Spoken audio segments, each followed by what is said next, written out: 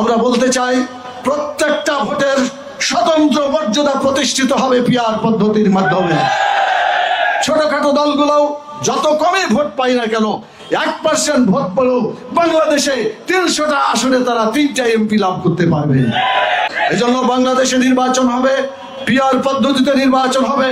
শতকরা 71 জন মানুষ পক্ষে রায় দিয়েছে, যেভাবে জরিপ করে দেখা গেছে। অতএব যদি সরকার পছন্দ করেন, তারপরেও আমরা বলবো যে আপনারা গণভোট দিয়ে হলেও পরীক্ষা করতে পারেন। বাংলাদেশের মানুষ এই পিআর পদ্ধতির জন্যই চায় যে তাদের ভোটের যেন মূল্য ফিরে আসে।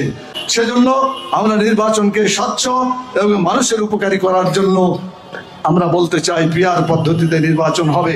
টাকা খেলা আর 10টা হুন্ডা 20টা গুন্ডা ইলেকশন ঠান্ডা, এই রীতি আর বাংলাদেশে আসতে দেওয়া হবে না। যারা এই ধরনের অপকর্ম করেন তাদেরকে আমরা হুঁশিয়ার করে দিতে চাই, বাংলাদেশের মানুষ জেগে উঠেছে।